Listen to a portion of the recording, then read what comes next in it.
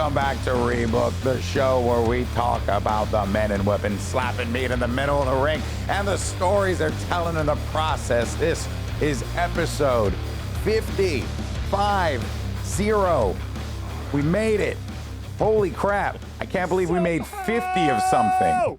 Such an achievement. I'm GB. You got Matt, you have Jake. And joining us today for this special 50th episode, if you're on the Discord, you know him as the editor. It's Scan. He's the guy who handles all of our short stuff. Scan, welcome to the show, man. How you doing? Doing good, man. Again, just happy to be on. This has been such a fun project for me over this last year, just being able to be part of it in any way. So being able to be on camera and actually be on with you guys is going to be awesome. There's a lot to talk about this week. There is a lot. We have a ton to talk about because there are so many things happening in wrestling. But before we do that, though, Scan, tell the folks about you. I know you're the editor for us. I've known you for a while because you've came into my community. Into your Twitch channel. Yeah, years ago, and you and I have kept close ever since. Go ahead, tell folks about yourself, man.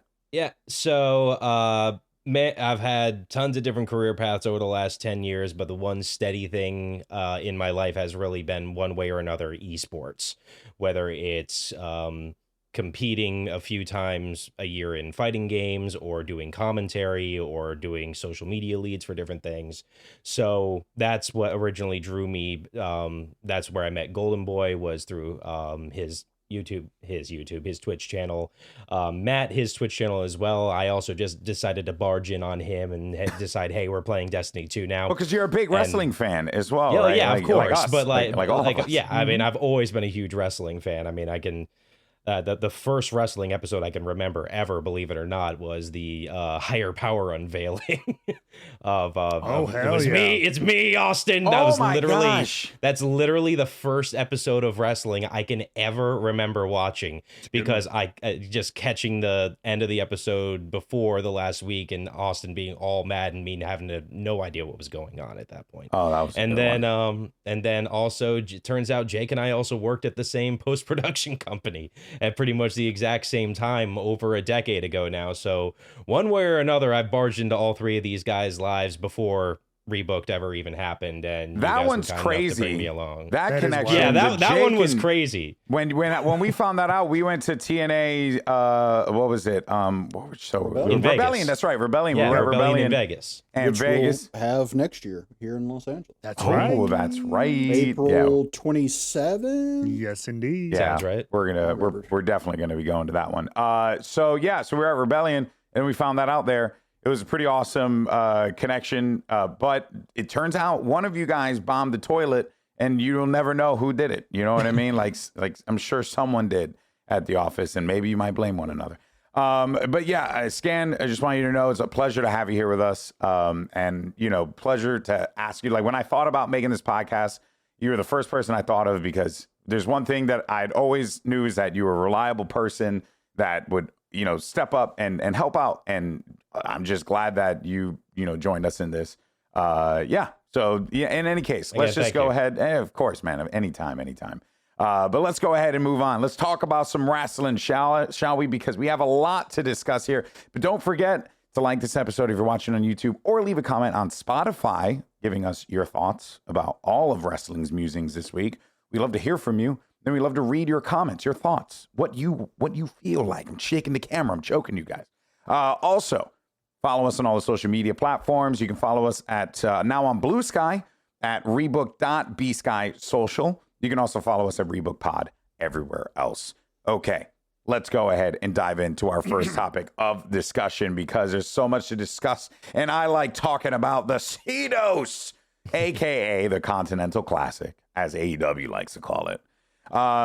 It had a few notable moments this week. And if anything, what it really illustrated was that you cannot sleep on Missing Collision or Rampage, because there were some crazy good matches on each episode this week. But one in particular that stood out to me was Daniel Garcia versus Mark Briscoe. And I'll cover why in a second. But the reason why I'm mentioning Daniel Garcia in particular is because last week, I don't know who mentioned it. I don't know if Jake, if it was you or if it was Matt. Last week we talked about how even though the Continental Classic is going to have some hype matches, right? It doesn't feel that important because it's for a mid-card championship. And it got me thinking. The reason why I'm kind of bothered by this is because no one's talking about why they want to win. Yep. And that has really bugged me. And then another thing, no one's like barely even acknowledged the title on the pedestal. Like they'll come out maybe and they'll look at it. Like Mark Briscoe's done the most, and Daniel Garcia, funny enough, they're the two that have like acknowledged it the most. And then like Okada, he's kind of like brushed past it. Like, I don't know, that part feels a little weird. But the thing is, though, is that I do feel like Garcia being in this tournament does actually make it more valuable because he just won a title and now he's going for another. Or am I crazy? Or is that like giving them too much credit, Matt? I wouldn't say it's giving them too much credit, but I don't know if one is related to the other necessarily. Like, oh, this will make it seem more important, kind of thing. Yeah. But you're right. This is the thing. Like, to your point, it's Okada currently. I mean, I guess he technically forfeited it upon entering the tournament, Okada, and it's kind of up for grabs now. But like, for all intents and purposes, that's his championship. Yeah. And even he's barely like, I know I'm coming back. I'm walking out of this tournament with it too. And so that's my whole point, on top of the fact that whoever wins this whole thing will have that title, but then that title can then immediately be lost in a regular match the following week if you wanted, which makes the whole tournament feel not moot, but like, again, I don't want to rehash.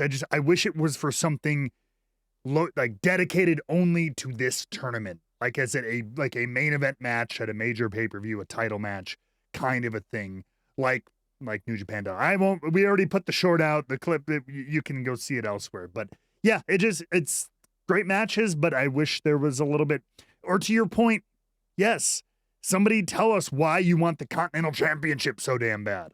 Yeah. You're willing to go through 8 weeks of grueling matches for the opportunity to fight for it. Not even necessarily win it, but just to get to the final and then maybe win it. Yeah. And Scan, to bring you in on this, there have been some notable results though from this, right? Garcia tying with Okada. I mean, honestly, everything's come from Okada, but also Kyle Fletcher has been a big storyline on this. So all that being said, though, I do feel like the storylines are being done at least some justice. How do you feel about that? I do like how the interaction, that they're not acting like the C2 is existing in its own bubble that's completely separate from the rest of AEW. It's clear that the interactions that are happening between everyone inside and outside of the tournament are still playing a major role, even though there isn't any outside interference because no one's allowed it at ringside. The one thing that I think I would say I have the biggest problem with so far, as we're only through week 2 of the whole C2 so far, we've already had 2 matches won because of low blows. And this is that kind of tournament where, to me, and I get the people who did it and the reasons that they would. Claudio onto Brody, right? And then it was Fletcher onto Okada. Yeah. And, that those are 2 really, really big wins in the tournament. I thought Brody King really had a chance to go undefeated in this thing. He's my favorite to win the entire tournament personally. But and it's not like I want to act like there's some kind of major integrity involved with this tournament so far. But at the end of the day, they're willing to low blow for this tournament so far to get those kinds of wins. But to the point that you're all already making, like, why do they care about the prize that much? Yeah. Do they really? So I don't know. I wish it had stayed a little bit more clean for longer, just so that it did seem a little bit more how much they wanted it in more of a pure wrestling stance. But I don't know. We're going to be treated to incredible matches for a few more weeks. And like you said before as well, it's making all of AEW programming something you have to tune into right now, just in terms of the match quality. But also, that's a really good point. I mean, on a more like technical scale too, And it's something that we talk about when our shows are coming together, and we try to point out, like, hey, these two matches, now I'm talking about one show, but still within the span of 1 week, have like the exact same finish. You should really try, especially things that specific, should be avoided in close proximity. And it's like watching two different scenes end with the same fight. Oh, these two characters end up in a fist fight. I know it's wrestling. It's a little bit more basic than a film or TV show, but like, you should try as much as possible in these kind of situations to vary your outs so they seem like their own unique scenes and characters, as opposed to just, we can't think of anything else, so this bad guy's gonna low blow too. Yeah. Like, you, or at least keep those as separated weeks and weeks if you can. It's like chair shots, the same thing. Interferences are often very similar like that. If you can avoid things looking the same, it just makes your program feel like there's more variety. Yeah, like I would have been fine if like Claudio Jake had like done like an eye rake or something that was, even if you tweak it a little way like that. Yeah, exactly. Like you cheat, but just don't go for the nuts every time. Yeah, exactly. Oh, Jake, we don't hear you real fast. Well, there you go. How about that?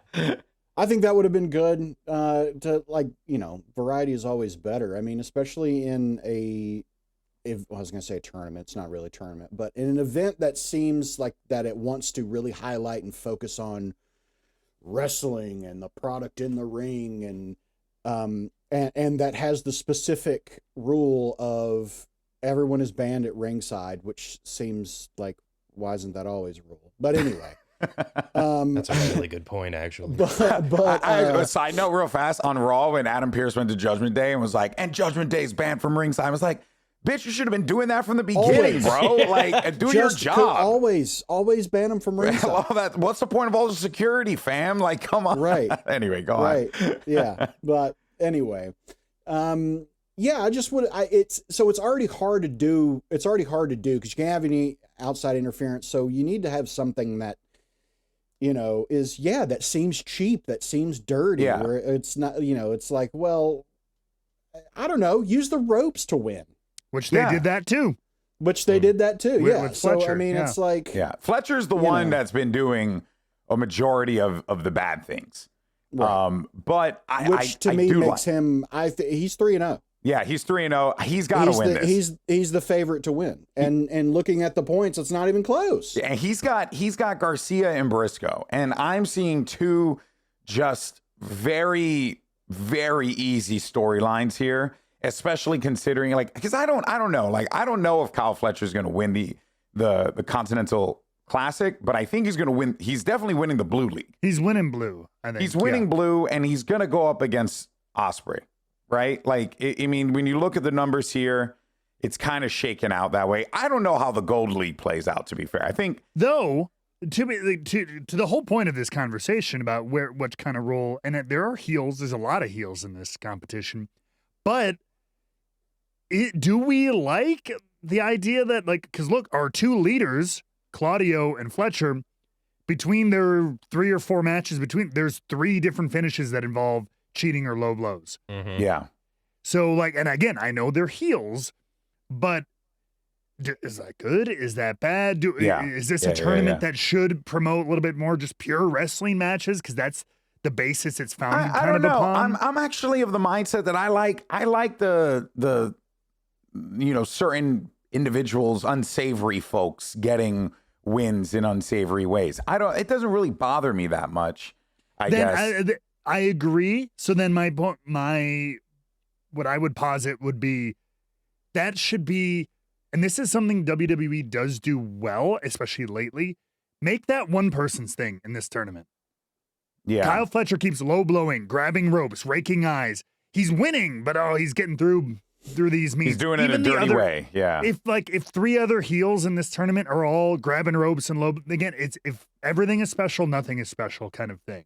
Mm-hmm. I will say I think there needs to be one guy who's cheating his way through, and it's like, man, that's the story, is that he keeps slipping by with these tactics. When I think about it, we wouldn't be having this conversation if Claudio didn't low blow Brody. You're right. Fair. That's basically it. Claudio doesn't blow Brody. You're good. You could have done the Brody finish in a different way. Yes. How come nobody sabotages gear? How so? Like snip a Just little bit on the no back. laces on boots. Why is somebody throwing somebody's boots in the trash or gotten rid of their trunks or something that makes their opponent uncomfortable and feeling like they can't perform? Yeah. Why don't they do that kind of shit? I would love to see something like that. Like just somebody's like, can you imagine somebody walking around in the back and being like, bro, can I borrow some gear? Like, that would be interesting to me. That shit is real, too. That happens. I know it's real, but it'd be interesting if it's like, dude, all my shit's gone, and either they have to wrestle in borrowed gear, or they're just in street clothes. I think it'd be awesome as shit to watch, like Daniel Garcia or Will Ospreay have to wrestle in jeans. I think that would be incredible. That actually would be pretty dope, especially like Will Ospreay. How the hell does he pull that shit off? Exactly. Jeans? I think that would be. I think something like that would be really interesting. Like we can do like doing things like that are more creative ways to screw with your opponent. And don't have to happen in the ring and don't involve.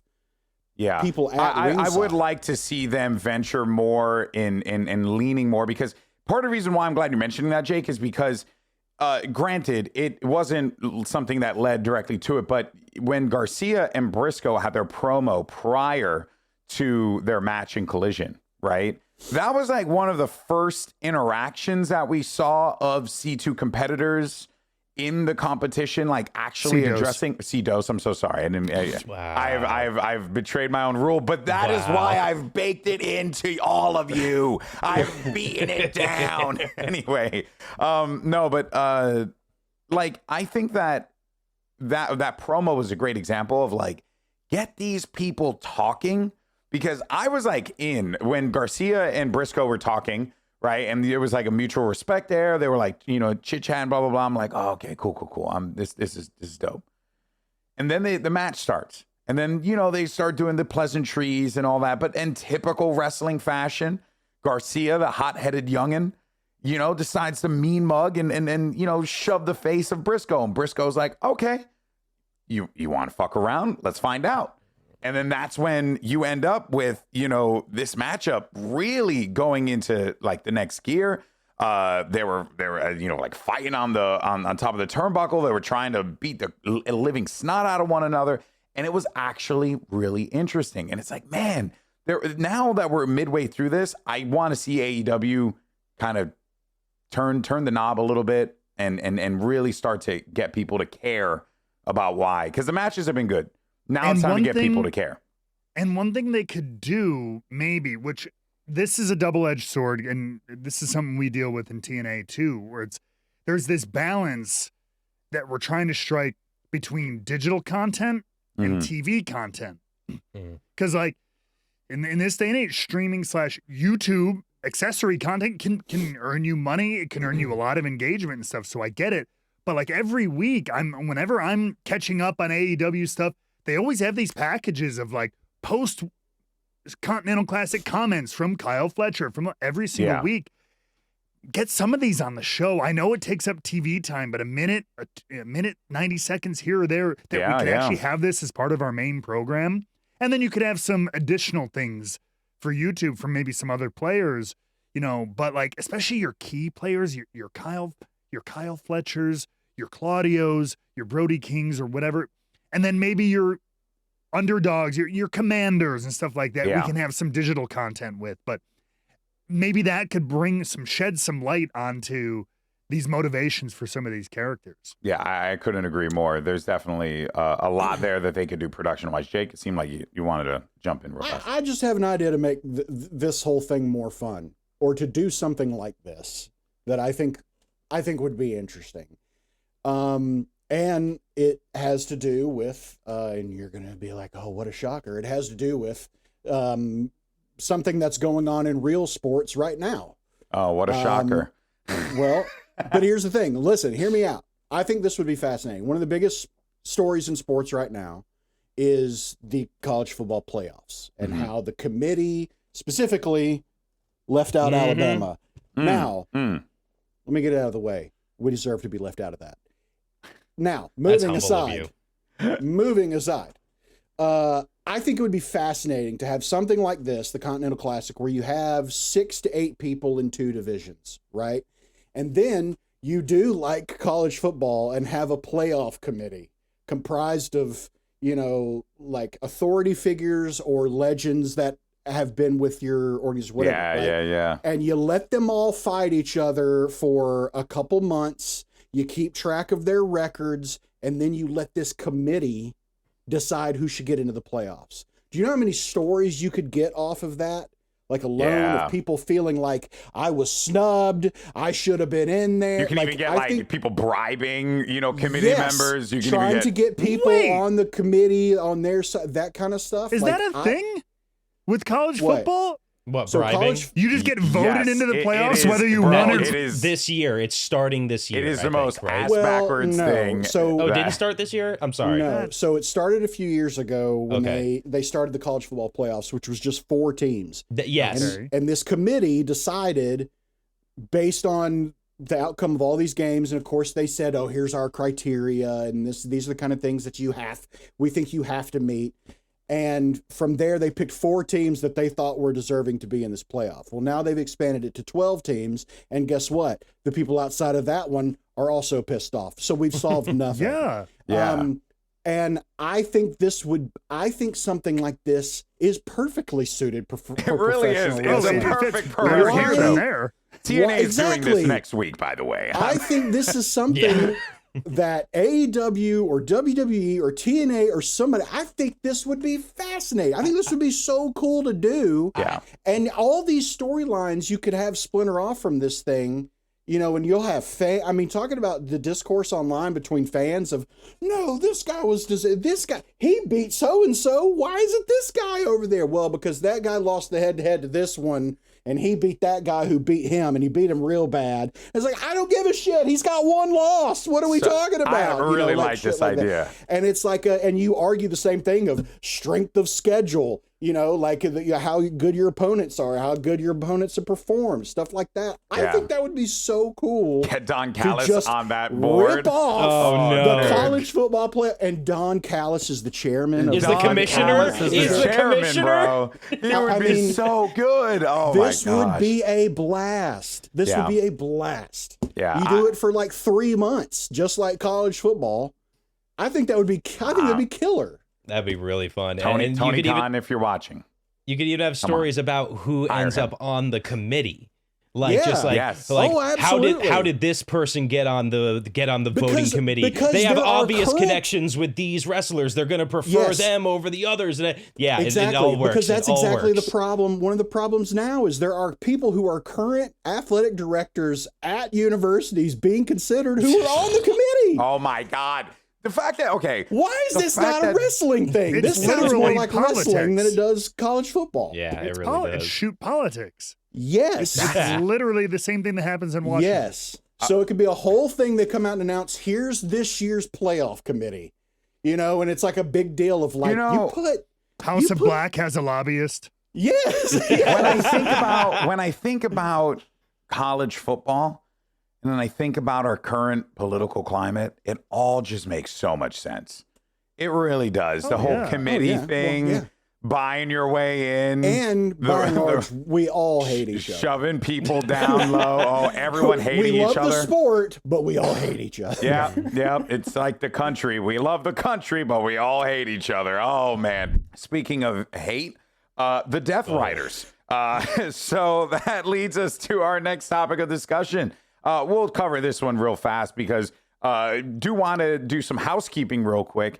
We will not, after next week, our 51st, which is actually going to be more of a special. This is a perfect time to announce it half an hour into the show. Well, I'm mentioning it because it's imperative to this. We're actually going to be not really covering World's End as we, go into that pay-per-view. So we're going to talk a little bit about it right now.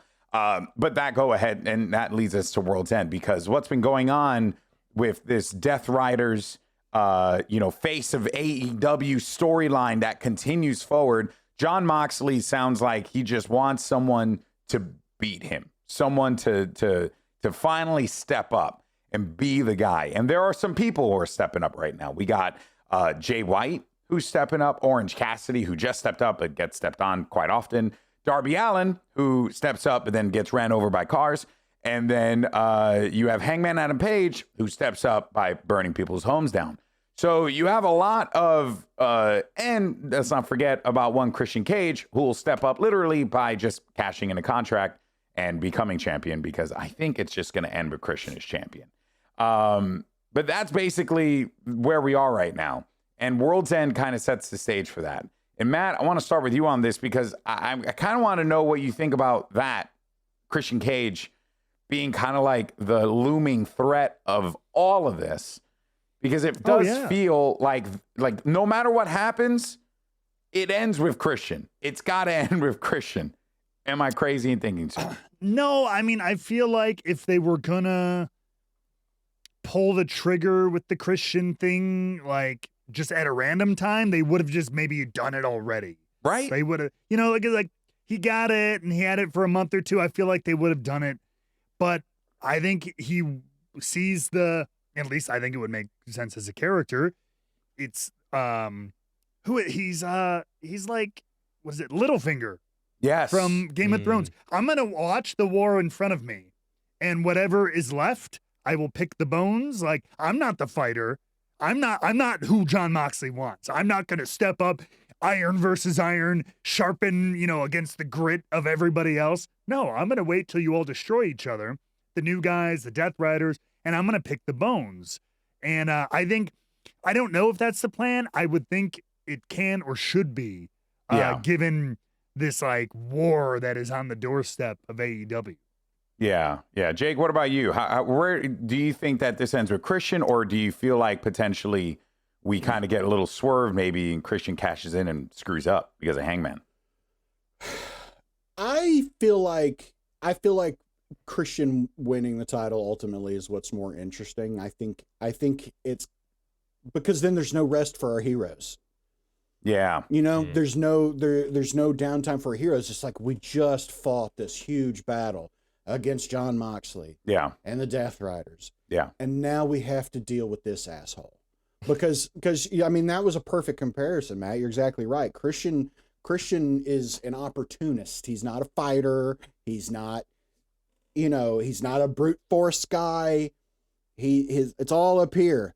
His greatest muscle is his brain. And that's what Christian prides himself on. So he's going to sit back. He's going to lurk in the shadows. And when all of us least expect it is when he will pounce. Yeah. And I think that's more interesting if he comes in and just like Matt said, picks the bones of what's left. Let somebody win the title off of Moxley. Yeah. And now here comes Christian, who immediately takes the belt off of our heroes. But and now we have to worry about it all over again. The question is who? Who is the person, and does it happen at World's End? Because it feels like it is a good opportunity for them to do it. Good pay-per-view name, right. Even the theming, everything about it. I don't want the Death Riders to be over. I don't think that they will be, but I almost think Darby. Mm-hmm. I think it's Darby. I think it's interesting if Darby tastes the ultimate gold for a second. Yeah. He doesn't even get to celebrate. He doesn't even get to celebrate before here comes Christian Cage to ruin it all. Dude, I mean, I don't want to. I'm not saying they're using the exact same storyline, but there's an opportunity. TNA did this with Josh Alexander. Ironically, beating Christian, Bound for Glory a couple of years ago. And the minute it happened with his family in the ring, Moose comes out, cashes in his call your shot opportunity. I remember that. Took it, but it was great because then Josh lost it, and then blew a gasket, had to be held back kind of for the next few months, but then spent the next 6-7 months chasing Moose, and then had his crowning moment at the big pay-per-view in the spring. I mean, you don't have to go beat for beat, but crown some underdog babyface and then snatch it away, and then you get Christian backing off for the next 6-7 months. Oh, yeah. Every underhanded tactic to try to avoid this guy, but eventually a big ass crowning moment, whether it's All In or wherever. So Could you be don't a- think could be a that great this story? So you don't think that Moxley drops the title at World's End and he holds it for a while longer? He could. They seem obviously, I think, pretty solid with Mox. He's but so good. So it makes sense. whenever you do it, I think you could initiate that story, whether it's at World's End or we wait till the next major pay-per-view in 2025, whether it's Australia or Revolution or whatever. I think when Mox is toppled, you can have a hot young baby face, as we love to have in our business, and then immediately have that Christian. Does the Christian thing have a clock on it? Is it a 1 year? I don't think it just a does. whenever? They haven't indicated if there is. I don't know. Yeah. Scan, to bring you in on this. It'd be kind of funny if there was just no expiration date. He just holds it for a hot minute. Christian seemingly retires. Oh, this way you do a Mark Henry, but he cashes in at his retirement ceremony. That's what I want now. That actually would have been great. That'd been great. But yeah, so I mean, Scan, to bring you in on this, they always lean on Mox when they need someone to deliver. Mox has been that guy so far. Do you feel like the Death Riders arc has gotten better over time? Do you feel like it's stalled out a little bit? Is there, as Jake likes to say, more meat on the bone? They're at a point. Just like that. More meat on the bone. More meat on the bone. I think we're approaching the point of this almost overstaying its welcome. In that, interesting. I think Moxley's excellent. I think the Death Riders are excellent, but we've kind of been spinning the wheel here for a few weeks now on the exact same story beats of Darby. I'm sorry, not Darby. Cassidy coming in, getting beat up, anyone trying to help him, also getting beat up. This warpath that he's been putting out there. To me, the most interesting aspect of all of this right now going on between Death Riders and the new faces is Jay White. Yeah. He's the real interesting one, because you talk about Christian being cunning. He's another cunning guy who will figure out whatever he needs to do to get the win. But more importantly, he's now being spotlighted in true singles fashion. The rest of the Bang Bang Gang is injured right now. He's on his own. And this is the first time he's been entirely on his own in AEW like this, really. He's always had some form of a backup or something going on. So to see him kind of taking the good guy side here, I don't buy it. I think is just also trying to be an opportunist here right now and trying to get the most he can out of the situation, whether that's lining himself up for a title shot or just increasing his stock with the company overall, one way or another. So, Jake, you got any thoughts on that, or what do you think? I concur. You concur? Okay. No, I don't have any. No, I think Scan brings up some great points. And yeah, I do also see okay, what's the next step with this Death Riders thing? Because it is starting to feel a little like, it's like watching a movie and you're 30 minutes in and you're like, we have seen nothing happen yet. This all feels like establishing stuff. So I would agree. I would agree with that it's time to either to ramp things up in some way. Yeah. So here's a question then, and I don't want this to take. And GB, keep us on task. But I am curious, because we could talk about what I'm about to ask, I think probably for an hour of itself. But we've talked about this a little bit, and I mentioned this with some other things and other feuds and stuff like that. But let's look at an example of a dominant faction that worked for multiple years. Why do the Death Riders feel stagnant and or stale? That's not fair, but maybe starting to get a little bit stagnant 4 months in, and yet the Bloodline ran for 4 years, and while there were parts that did feel stagnant, it kept itself working and relevant enough to not totally turn everybody off. So what is the difference? Because in terms of time, given modern wrestling that has had longer storylines, they've only been around 3-4 months. It's not been that long since the Death Riders took hold. So what is it that makes it different, or that they're missing, or what? A weakness. Yeah. Yeah. Also, I think that's one thing that they're missing is they're missing a weakness. I mean, they haven't, nobody's lost. Yeah. Have they? Nobody's lost. Fucking Shelton Benjamin just lost, and they just started the Hurt Corporation. I still can't remember what the Hurt fuck Syndicate. synonym is now. Or Syndicate. Hurt Corp Inc. Yeah, Hurt Corp. What? Yeah. So, like, that's the thing. I want to see like a little weakness. It doesn't have to be a loss, but just like I want to see someone maybe get under Mox's skin a little bit, and just kind of get him off track a little bit, even if it ends up meaning nothing in the long run, but just something that shows whatever this weakness is, so someone can capitalize on it later. I think it's a good idea. Oh no, here it is. I have thoughts and opinions on this topic that I'd like to share. It's a minute since we heard that. Hear me out. I think actually, Scan, you were on to something. Okay. In that Jay White is kind of been the wild card in this. Okay. And Jake, you are on to something in that they need a weakness. And I actually do think that partly, Scan, you might be off maybe on Jay White's intentions. I actually do think Jay White wants to be the face. You see, you're not wrong in that.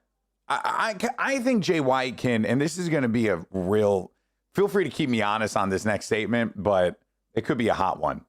I could see Jay White becoming like the Seth Rollins of AEW, where he's great on the mic.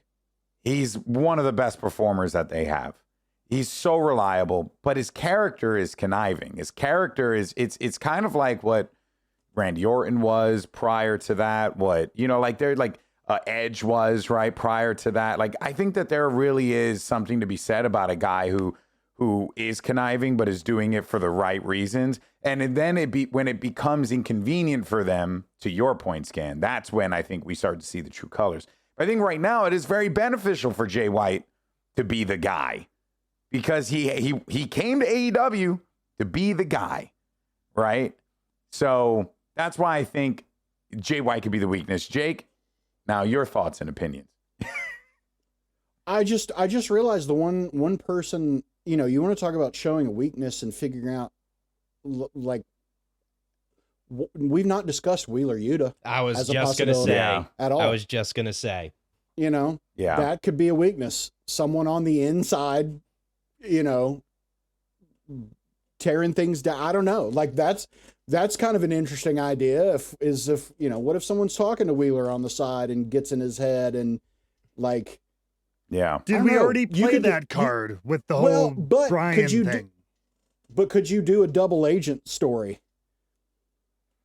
You know what I mean? I think like you something. could. I don't know what it is exactly, but like if Wheeler decides, oh fuck, I've made a huge mistake. I've made a huge mistake. I've aligned myself with people that I shouldn't have, and I don't even know if I leave, if that, it lessens their numbers, but how much does it weaken them?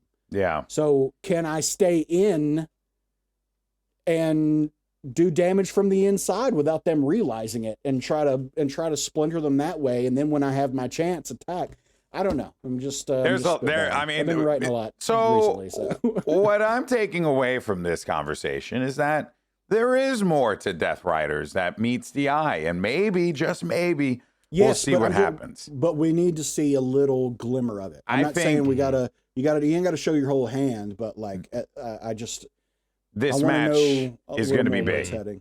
This match at Winter is Coming, which will be airing tonight as you guys are listening to this. This Pac, Jon Moxley, Jay White, Orange Cassidy match, I think, could be pretty interesting. That's going to be like, there are great matches on this card. And then, of course, you have the Mina Shirakawa, Mariah May, which I think is going to be pretty dope. but that match is going to be interesting. So in any case, we'll be keeping eyes on that, but we're going to take a quick pause. And then when we return, we're going to talk about WWE and their Saturday night main event. Don't go anywhere, folks. This is Rebooked. Hey, everyone. If you want to join us on Discord, you can go ahead and click the link in the description down below right here on YouTube, as well as on Spotify and Apple Podcasts. Join us on Discord so you can be a part of the conversation where we talk about all sorts of things happening in the world of professional wrestling, on top of the fact that we're just a couple nerds. We just like talking about wrestling, talk storylines, talking all the fun stuff. Check us out on Discord. You can click the link down below. We'd love to have you join us. It's a good time, and we'll see you there. Welcome back, everyone, to Rebooked. And once again, we got Scan, our editor, joining us for our awesome 50th episode. If you're here for the WWE part of the discussion, there's plenty to dive into. But there's one topic in particular that continues to be the talk of the town, because New Day gets booed out of Wichita while yelling after 10 years. And let me tell you, Wichita did not let the New Day speak at all. This was just some great bits that were being done here. One thing that I noticed, I wonder if New Day is going to get a new presentation of some kind, because they didn't come out with music this week. To any music. Yeah, they came out with the camera. So Jake, I mean, there's just a lot of good stuff here, because we always talk about good villains needing purpose, and these guys have all the purpose in the world. Yeah. What an interesting segment. It was so good. Because they didn't do anything. Mm-hmm. They didn't do anything. But it was also the sprinkled bits throughout the show, too. Oh, sure. Right. Sure. But also, like, part of me wonders if they had something planned in case the heat wasn't as bad as it turned out to be. Mm. And I wonder if maybe they called an audible and were just like, fuck it, let's bounce. Because we got what we needed out of this segment. Yeah. Honestly, it was nuclear. If the point is to continue pushing New Day as heels, mission accomplished. Wichita booed the shit out of them. Yeah. I mean, it's New Day sucks. What else is there really for them to do? Big E chants. We want Big E chants. Mm-hmm. Every time they spoke, they just got. Nobody backstage wanted to talk to them. Nothing. This is they good. It did its job.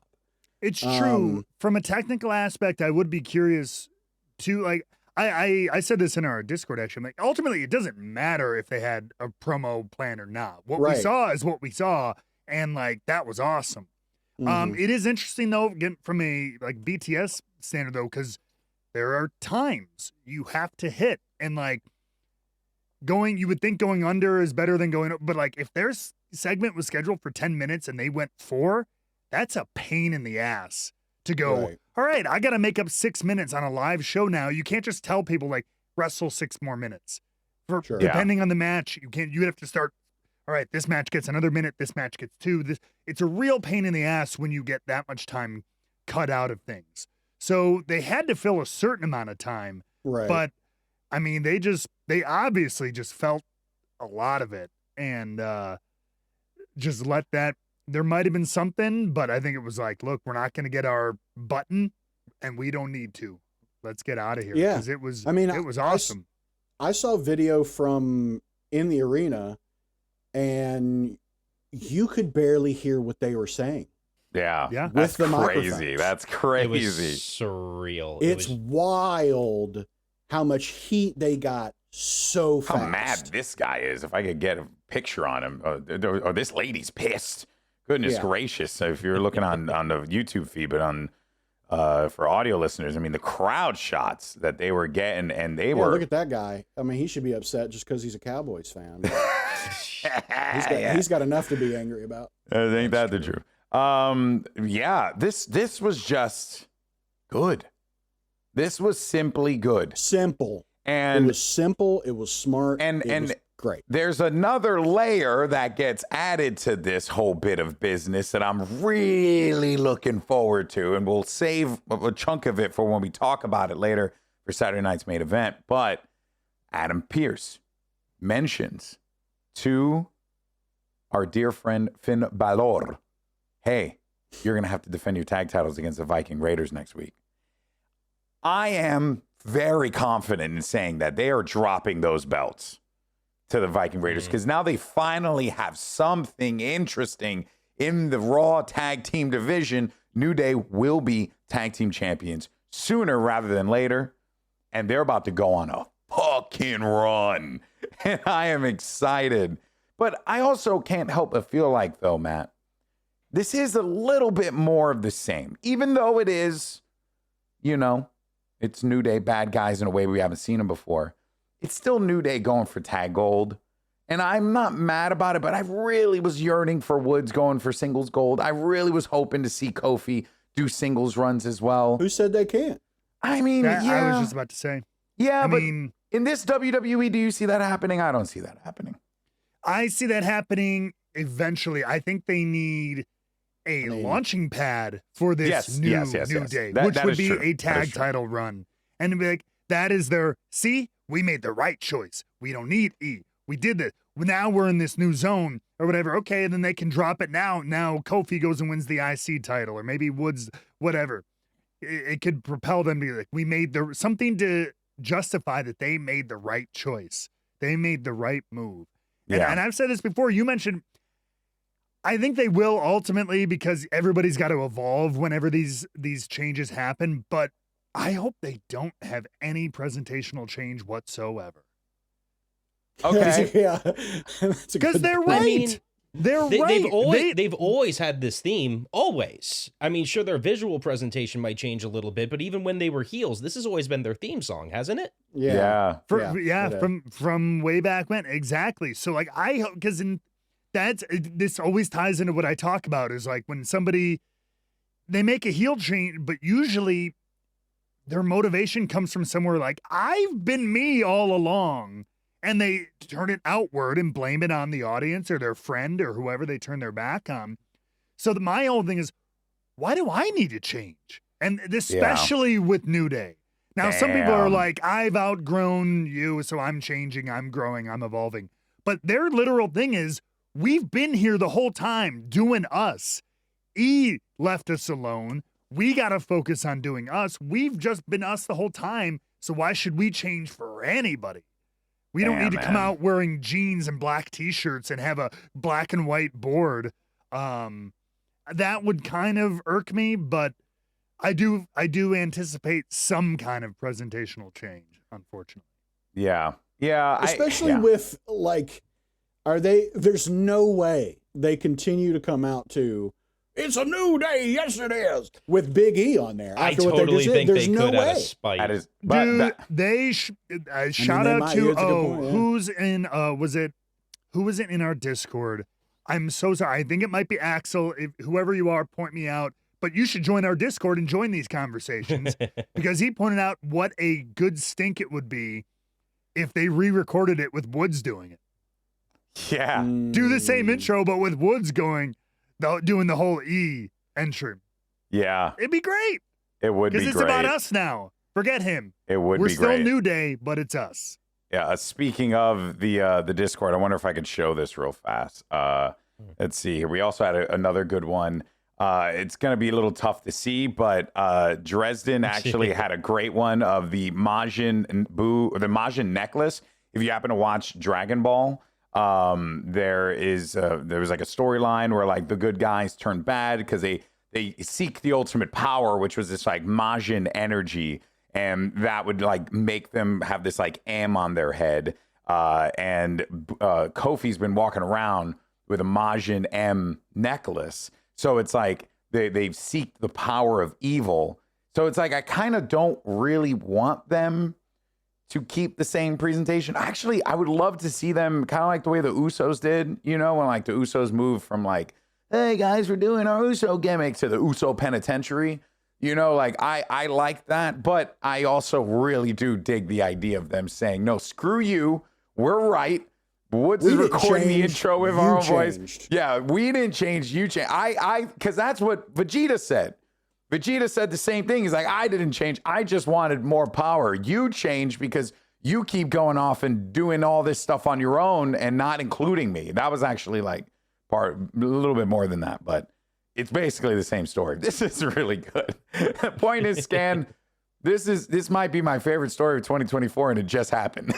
I mean, there's been some good stories this year too, but I mean, it's a contender. It's just because it's been 10 years, right? Like 10 years in the making. The payoff is unbelievable here. I mean, like you said, 10 years. You don't get this kind of payoff, not just you don't get this payoff in storytelling, period, in order to have the ability to tell a story or have a relationship on screen for literally over a decade. It doesn't exist.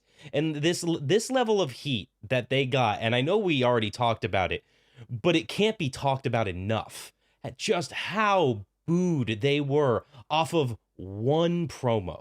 Yeah. One thing they did in the ring turned them from some of the faces of the company and a massive part of their digital entertainment and how much stuff they do outside of their weekly actual in-the-ring recordings to them now suddenly being two of probably the 5 most hated people in the entire company right now. The whole Cody, you should be ashamed of yourselves. So good. In the back, I was just like, oh God, Uncle just told me I done bad. Natalia just turning her shoulder and just no. It's like legitimately the only things that spring to mind for me in terms of heat being at this level for people. Finn Balor tried to cut a promo against Seth Rollins when they had a rivalry a few years ago, and he got booed out of the building before even being able to cut it. And like the only other 2 things I can think of are anytime that you have Dominic Mysterio trying to be on the microphone, or when KO and Elias buried Seattle. Yeah. Like that's like those are the only just mentioned the Supersonics. Yeah. And that place went nuclear. Yeah, but it was that level. It was amazing. And it was at that level for 5 straight minutes. It's surreal. Yeah, and it never let up. It just got louder. They're telling one of the best stories in WWE right now, and I know they're having a ball with it too. So This is like KD joining the Warriors. You know, like I'm tired of this not follows you, Stan. It's so good. I'm tired of this not going the way that I wanted it to do. So you know what? I'm joining the heels, and I'm going to start winning some gold. Yeah. Wait, Kevin Dunn? That's what he's doing post WWE. Zooming camera shots. I know the Warriors. That's the KD I know, dude. 15 zoom outs on a single 3-point shot. I went back and watched some of those old Survivor Series Kevin Dunn productions, and oh my God, that zoom in was actually making me nauseous. How many epileptic seizures do you think he gave people during his time? Had to have. It was probably reflected in the ratings, man. I mean, it's just crazy. There are some other things to talk about real fast with WWE. I don't want to forget it because it's important. Jake, Final Testament beat the Wyatt 6. What do you think about that real fast? Do you think that, like, is that like getting Final Testament something big? Is that bad for Wyatt 6? How do you feel? I think it's fine for Wyatt 6. I think it's good to remind people that the Wyatt 6 are not the Wyatt family. Yeah. That this is kind of a hodgepodge of outcasts. You know, this is the island of misfit toys, if you want to get seasonal with it. But one thing that I really liked, one detail that I thought was great, is before the match, Uncle Howdy's on his knee talking to no one in the rocking chair. Yeah. Mm-hmm. And cool. I think that's great. I think that's a great little moment of like, Bray's still there. And he is still guiding the Wyatt 6, you know, this higher power in a way is still guiding the Wyatt 6. But I think it's good to remind people that they're not supernatural. Yeah. That they're still people. And I think this is, especially because it seems, I mean, they're being presented as faces. Yeah. Essentially, the Wyatt 6 are being presented as faces. Yeah. So this is just going to garner them more sympathy. And I think it's good for Final Testament. This is the biggest thing that they've been involved in yet. I think this is great for both. And I've also liked the Miz aspect in this I as like well. the Miz Yes. being about, I like this whole, like, he's really scared, but he's even more scared of carrying cross in the Final Testament. There's a lot of really cool things there. Moving on, we had Dakota Kai. She actually is now entering into some kind of thing, I think, with Pure Fusion Collective. That we'll see how that shakes up.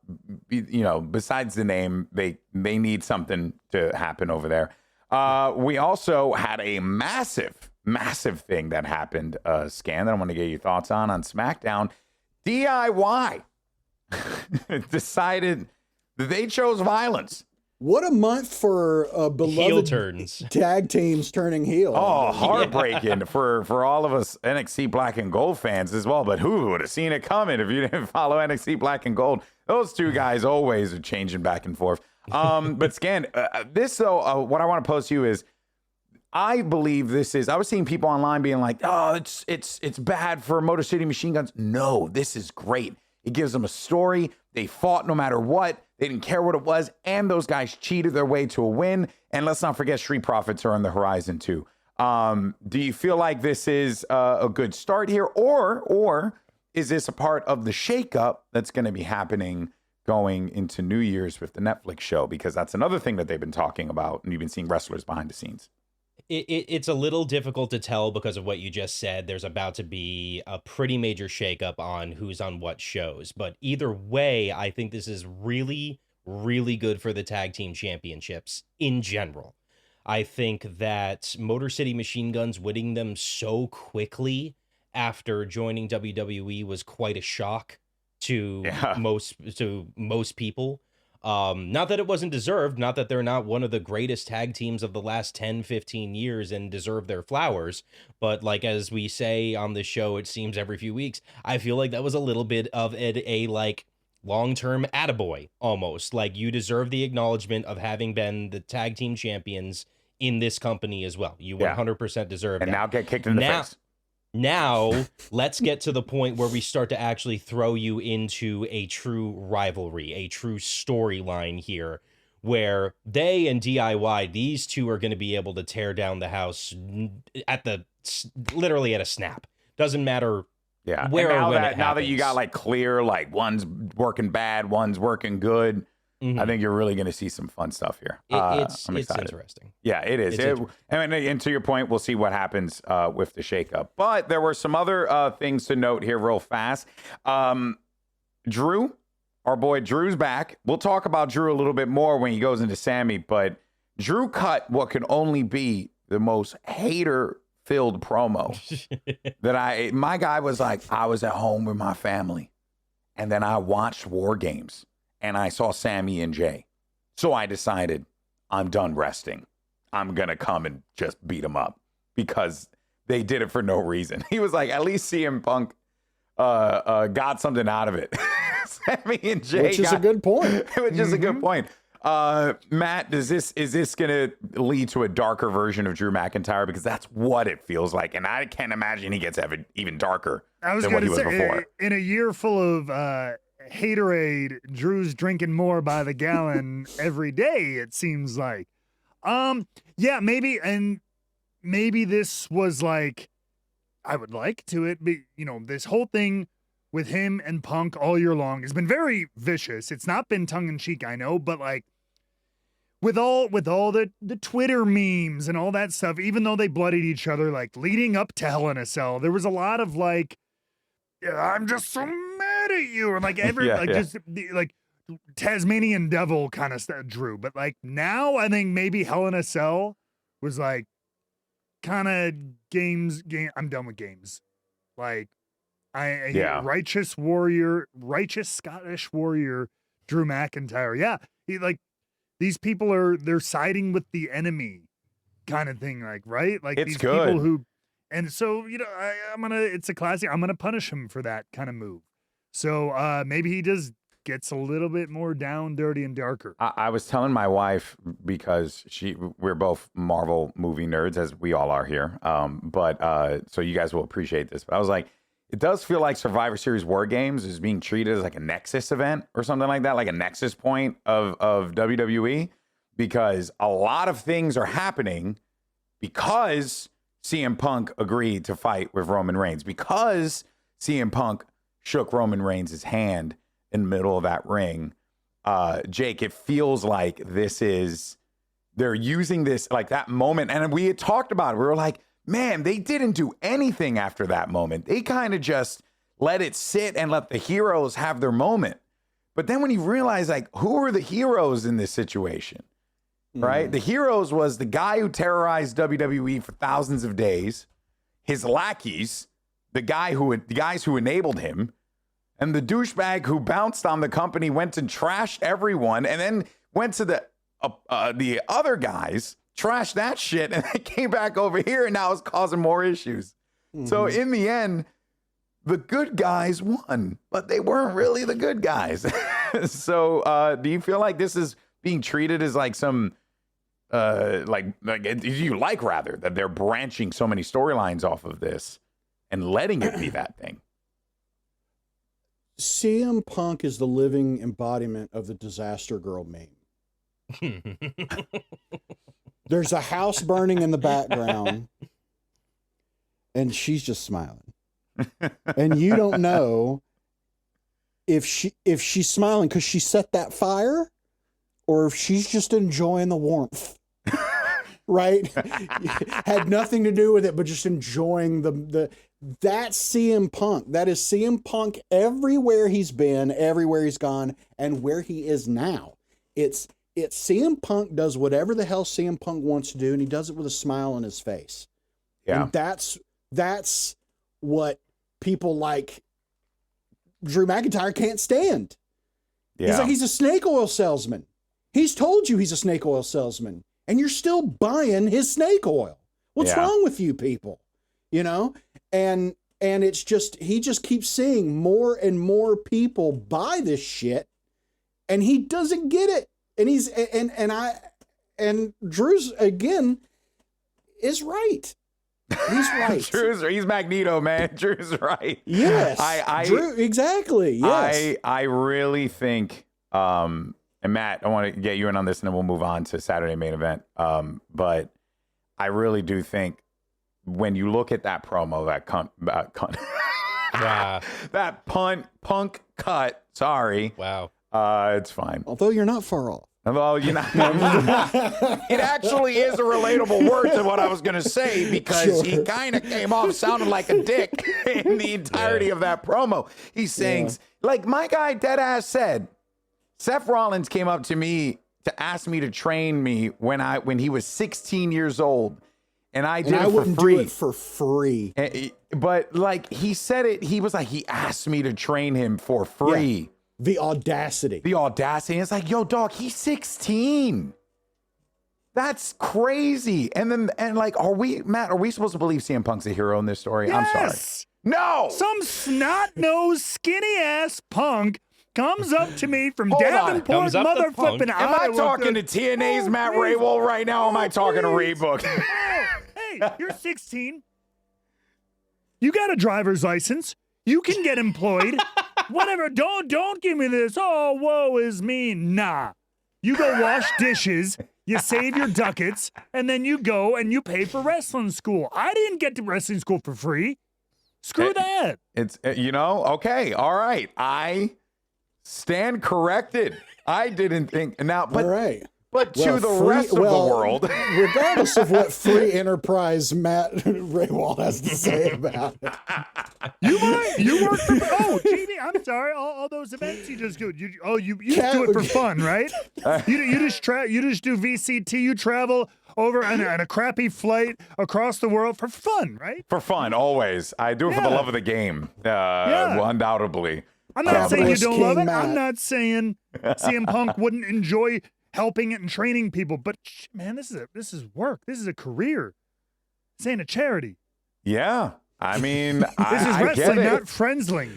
This is show business, not show charity. Yeah, friendsling. This is wrestling, not friendsling. That is a phrase. Oh, okay. Well, I think that is. I mean, there's not much really to add in that, because we might as well talk about how all this kind of plays out to WWE's big end-of-year event, which is going to be Saturday night main event. Coming back. Jesse the Body Ventura is back on commentary. Surely nothing will go wrong. I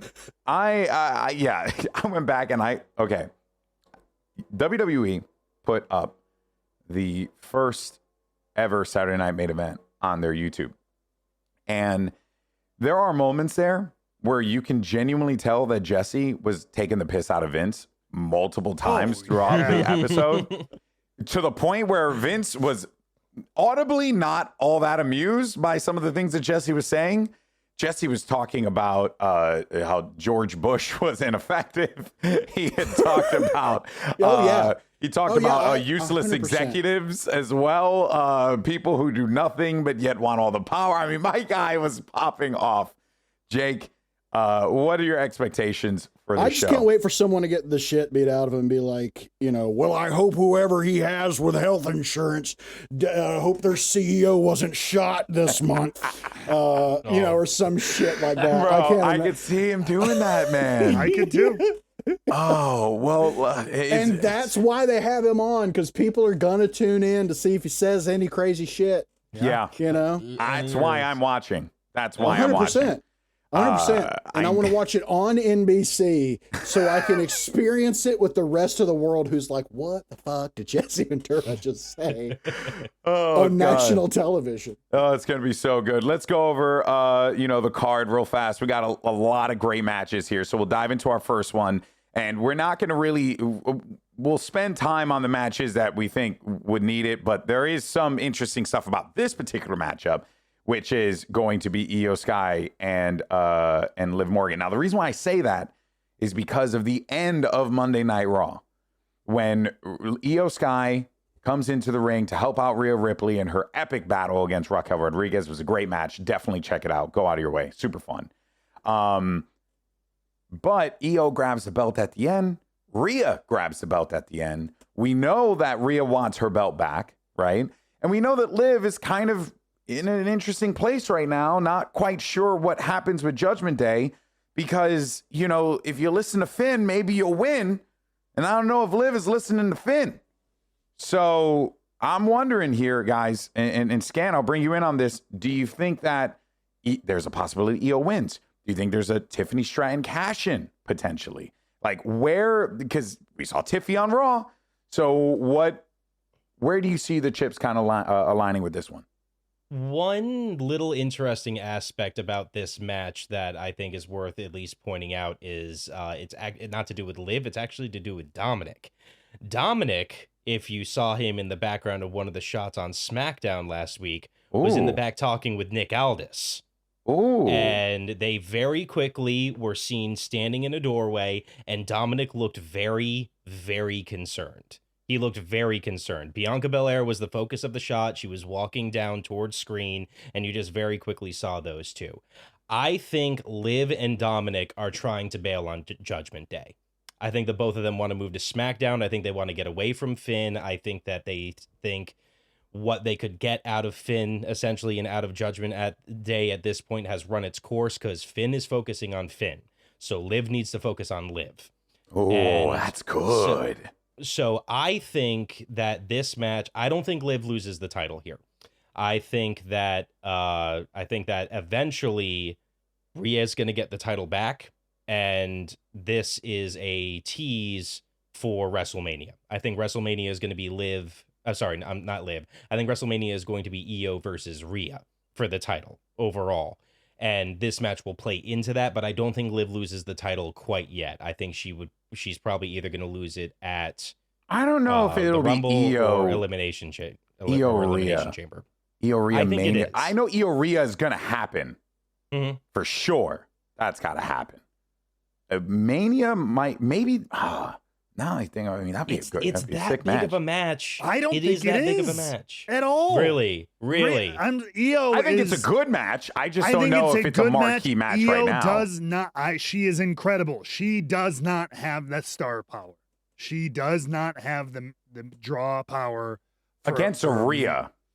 for sure. No, like, and maybe they can groom her there. They seem to be putting more into her. She is not there.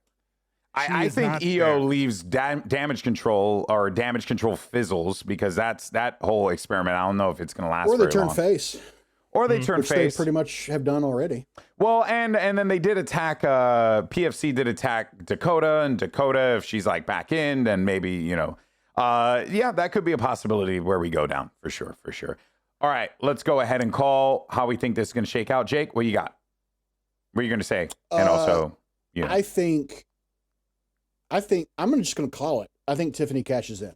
I think Tiffany cashes in, man. At Saturday night's main event? At Saturday night main event. And the reason why really doesn't have as much to do with storyline as it does, I think WWE is going to pull out all the stops that they possibly can for this show because it has such a huge reach. So I think they want to include their like big up and comers, give them screen time, give them air time. And also I think a title has got to change hands on this show because title changes are what's interesting, right? Like the, seeing a champion lose and and someone new win is exciting for a general audience. Yeah. I don't think Gunther's losing the title. I don't think Cody's losing it either. Yeah. So that leaves Liv. Yeah. I kind of think that Tiffany cashes in because that gets more attention on a young and upcomer, has a big celebration, moves more storylines. So that's kind of what I think is going to happen. I had a thought I'll save for the end for later on, but it's interesting, and I'm glad you mentioned that whole thing about title changes. So I actually do think we are going to see a title change on our next matchup, which is Gunther versus Finn Balor and Damian Priest, because it's a triple threat. And I think, man, I don't know. I want to say it's going to be Finn. I want to say that Finn manages to do the thing. He manages to beat Gunther and Priest in this, like at the same time, but in doing so kind of shoves the rest of Judgment Day, like feeds him, like, because you're already seeing the story. All right, Matt, I see you shaking your head. I see you shaking your head. Yeah. You bum. Go for it. What you got? That would be very cool. I see where you're coming from, but you guys introduced the idea into my head. I mean, it was played out in story, but you and Jake introduced this idea into my head. Ever since, Saudi, right? We've had Shook Gunther, as I like to call him. Went into the match with Damian, shenanigans, interference from Finn, let him win.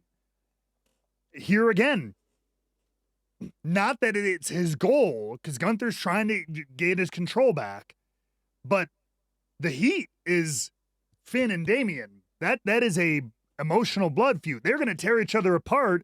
Sit back and watch. Yep, and he's gonna get involved, but like almost inadvertent. Again, he's not Christian. He's not gonna be the I'm gonna sneak in and roll up, but like he will let them destroy each other and pick the bones. And then I think Damian and Finn need to go to a button at whether it's Rumble or somewhere else. Put this down in a cage match, some kind of ending scenario for the two of them. And I think Gunther moves on. Okay. So let's go ahead and call it. What are we thinking? All right. I'm taking Gunther. I'm with you. Okay, Gunther. I support it. I'm taking Gunther, but I think it's because of more Judgment Day interference, and we're basically playing They're banned back from ringside. That's the tag title match. You're right. Yeah. So I still think there's going to be interference one way or another. But I think what we're basically doing is we're forcing Gunther to go through the exact same storyline that Damian Priest just went through. He's getting title defenses, but they're all because of some inadvertent interference, or they're all because of something that he doesn't want. That he doesn't want involved in these matches. The moment Finn interfered in his match with Damian Priest, he booted Finn's head off immediately. That was the first thing he did. He wants to be that fighting champion, that stand-up fighting champion, and this rivalry between Finn and Damian isn't letting that happen, and it's going to make him furious. This reign, I think, for Gunther has been sullied. You know, unlike his Intercontinental title reign, which was pure domination, this is like, damn, man, I when you're at the top, this is how it is, I guess, right? Like, you know, motherfuckers always trying to come at me, you know, always trying to step up. I think it's great. It really is awesome. All right, well, we have a match that was just added to the event, and that is going to be one Sami Zayn versus Drewian McIntyreton. Now, this is, I don't think this is a match that's happening. Personally. Oh, okay. I think Drew's just gonna brutalize and beat the shit out of Sami, and but see now, now backstage or like before the bell or in the match. Here's the thing. It's quick. One of these matches between this and Cody and KO aren't happening. I have a feeling like it's gonna end up with like just violence and a beatdown, and it's gonna be like brutal. Like I think it makes more sense here because you really want to continue to push Drew as like this, you know, bad guy. That being said, I don't know. But that's my feeling. The storyline wise is just Drew's mad that Sami teamed up with Roman and them, and he's going to do the same thing to Jay. We know that this is coming. That's why I think that this isn't really going to be a match.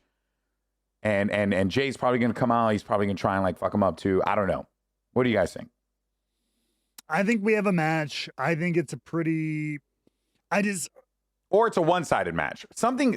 I can't see it being a competitive match between Sami Zayn and Drew McIntyre. I don't know why. It just doesn't speak to me that way.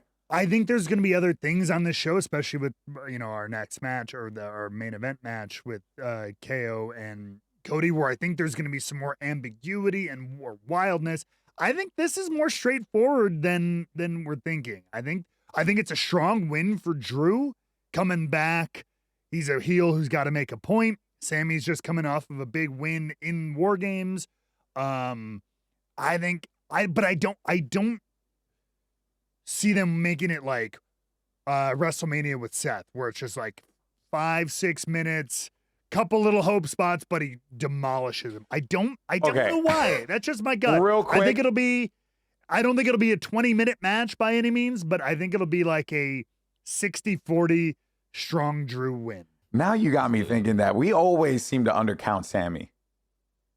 And now I'm thinking maybe Sammy's going to beat Drew. See, I don't think that. I think Drew is very much due to make his point here to start off this crusade of his. But I just don't think it's going to be so landslidey. Got it. Jake? I'm about to sneeze. Hold on. I would just, maybe you're right. The only reason why is just we stay counting Sami out every time he's in one of these matches, and he always pulls off some win, right? We said he was going to lose the Braun Breaker, at the pay-per-view. We were like convinced he was going to lose the Braun Breaker. And then he got the win. Jake? I could see beforehand Drew taking out Jey Uso. Yeah. And taking him out backstage and being like, I learned my lesson with you assholes once, and I'm not falling for it again. Yeah. I'm not doing this. I'm not playing this whole strength and numbers game. I'm taking Jey out, and it's just me and Sami.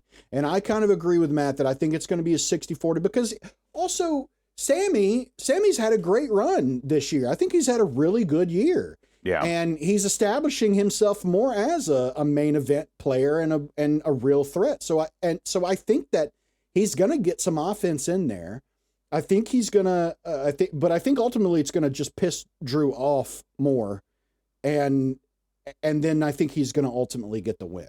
Okay. But I think Sammy's going to show, because I mean, again, you're talking about you're talking about this show being for a broader audience, or at least that's got to be the intent. And people love an underdog, and Sammy's the ultimate underdog. So I think that we're really going to see some fight from him, and he's going to be defiant, and it's maybe I'll slap him in the face, and bring it on kind of moment, and then Drew ultimately puts him down. Yeah, I think that's what we could ultimately see from this. So Drew, I'm going to take Drew. Drew, Scan, what do you think? This match is being thrown at us so quickly that I don't really know. Drew has more to get out of this match for sure. In the fact that he's returning here, in that he can really, really cement himself in that heel role by destroying Sami Zayn, one of the biggest baby faces in the entire, I almost said country. I mean, that's technically right. Probably. In the entire company right now. And if Sami were to win, which I could see him pulling out, just a roll-up win, something sudden, catching him off guard, getting a win. If Sami does win, after the match, Drew is going to absolutely destroy him. Yeah. And I think that could possibly be the best route for this to go, because at this point, Drew needs to become a monster towards the people that he feels has wronged them, which is a lot of people. He's got a long list to go through of people that have helped out Roman Reigns.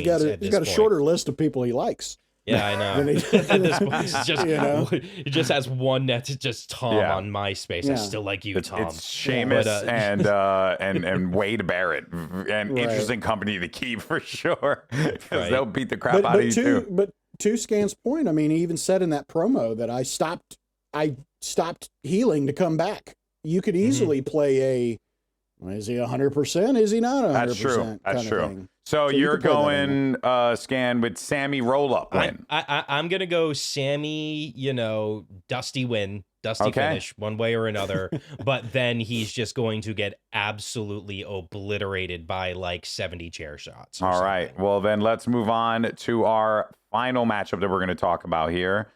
Because with no real reason to talk about the women's U.S. title, because we don't know who's going to be in that, but we'll make a prediction at the end who wins it. But this is our main event, and it will be Cody Rhodes versus Kenovius Owens. What?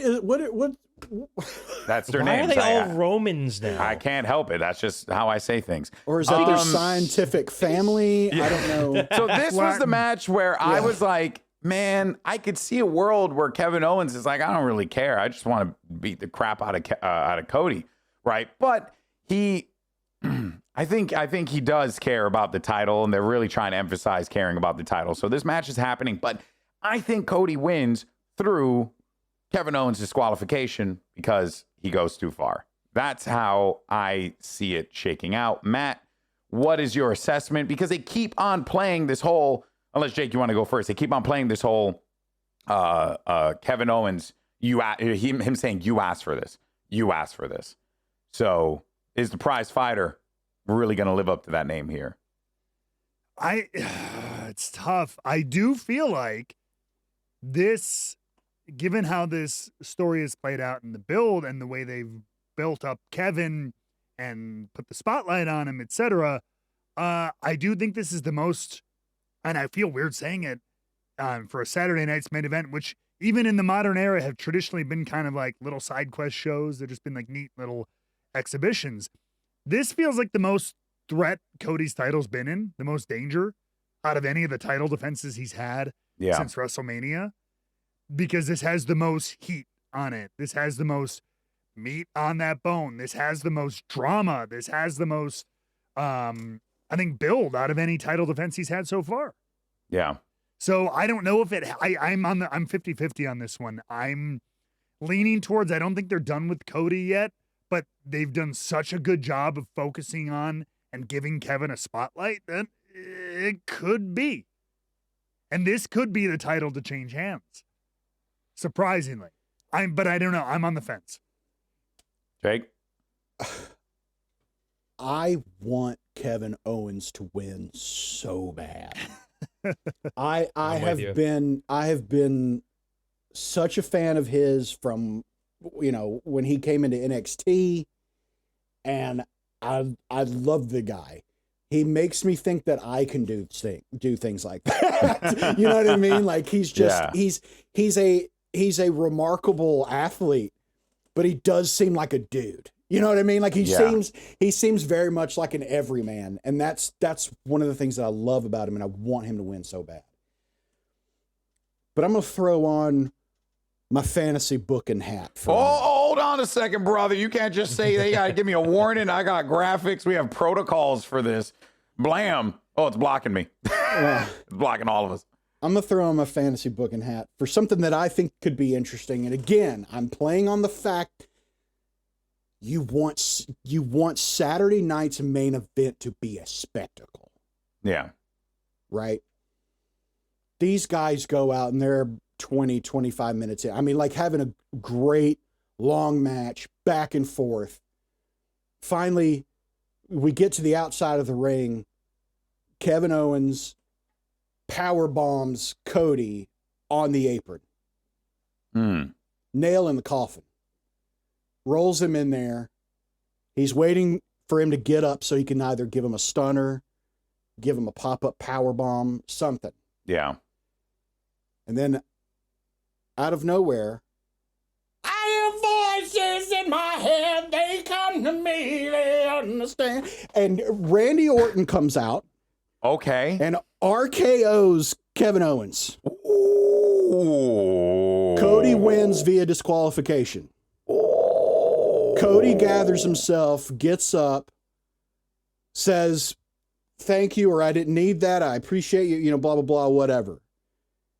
And then Randy RKO's Cody. Yes. And then he walks out. And that's the end of Saturday night's main event. Oh, man, dude. If that happens. Oh, that happens, brother. If that happens, dude, I don't know what I'm going to do with my body. But because honestly, I see it. I see it. Where's Randy? Where's Randy? He's been gone for a little while. Where's Randy? He was beaten up. It wasn't, he's not an injury, right? He was pile driven. Yeah. He was pile driven. It wasn't an injury, like a legit injury. He's been just sitting on the sidelines. Yeah. They've been waiting for this one opportunity. Matt, do you see it happening though? I honestly thought about Randy, because I was going through my head too, because I'm like, they wrote him off as an injury, right? They said some spinal conundrum. Yeah, spinal pile driver. Yeah, hey, spinal he's MacGuffin. GB's the Latin guy. Let him That's handle true. the medical terminology. Nah, I got you guys. So at first I wasn't sure. I'm like, oh shoot, did he? I was trying to remember if he did like re-aggravate his back issue or something like that. But no, to your point, I was thinking that too as we were talking. Randy could make a big play here, and that's a very Viper thing to do. Especially if Cody, I don't think Cody would thank him. I think Cody would be pissed off. Yeah. Like, what the hell? Dude, I did not want your help or anything like that. I know you got issues with him. And then I think, which I've been saying this since early fall, we're obviously getting to a three-way with these guys. And I think maybe the Royal Rumble is where it happens then. As a result of something like this. I could see that. Yeah. I could see it. Oh man, dude. Oh boy. If you waited, that's a call. Yeah, and again, I like, do we really see a world where Kevin Owens loses cleanly to Cody Rhodes in the middle of the ring with the way that this story is played out? That's the thing. Normally, maybe, but the way this is played out, again, they've given Kevin has gotten such a huge spotlight. Yeah. And been used very well and like built up. A lot of it without wrestling, which is great. And so it would feel weird to just be clean cut, wipe your hands of him. All right, Cody's real good, and move on. All right, let's call it then. I want Kevin to win it. I would love to see him win it, and him continue to do the same thing he is now, where he's like, I'm not going into SmackDown. Screw you. I'm gonna sit here with the title in my car, cutting promos on my iPhone. And then you come into my rental vehicle. Yeah. There is a world, to be fair, where Jake's finish still plays out with Kevin winning. he takes an underhanded behind the ref's back tactic, low blow, whatever it is, wins, thinks he's having his crowning moment. There's Randy, he may be out of nowhere from under the ring or whatever. And then there's Cody being like, what the hell? Like, and he's still involved because he can have his champions clause. Where were you earlier? Why didn't you help me? Because then Randy will have the same question. Why didn't you help me? Where were you? Yeah. And even in that scenario, if Kevin did win, he wouldn't have to drop Cody, but it would ultimately lead to drama between the three of them.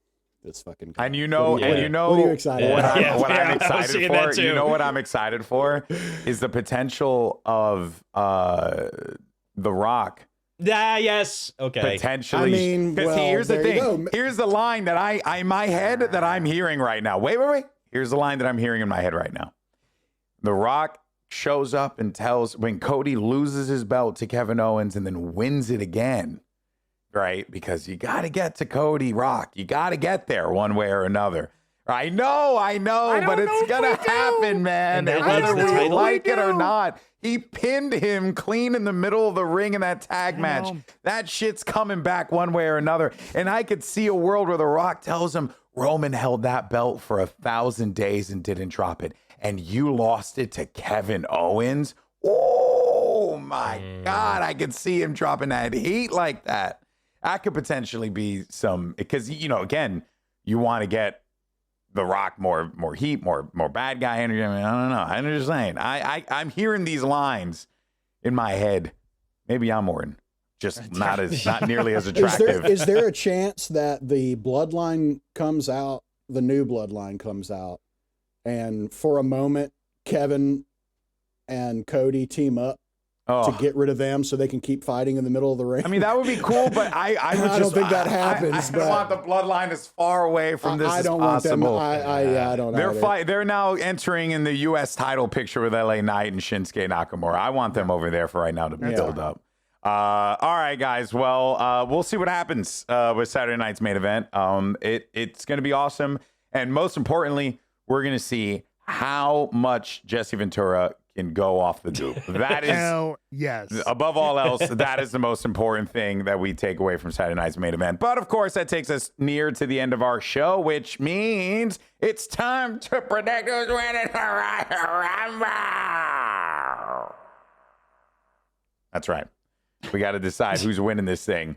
All right, we're getting close, guys. We're getting close to the wire. All right, and stuff's starting to heat up here just a little bit more. We got our predictions in, and this week, man? And Scan is in as well. We did an honorable mention for Scan. Here we go, and the results are in. Oh no, I gotta zoom this out. There we are. Oh God. Okay. Did you? That's where you picked the headshot from for me. Wow. Okay. Yep. Here's Scan. Let's go ahead and zoom it in here real fast, just for you, Scan. Get you nice and noticed right on YouTube. But here is your predictions. I'm still wearing a Neff hat. You still wearing?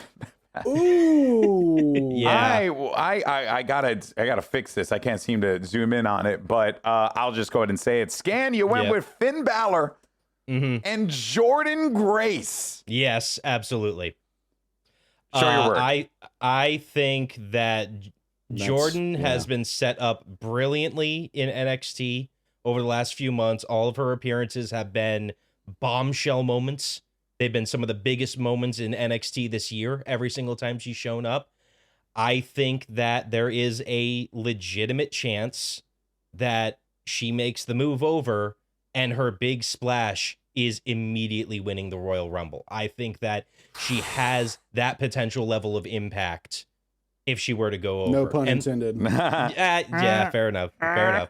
And then Finn, I think...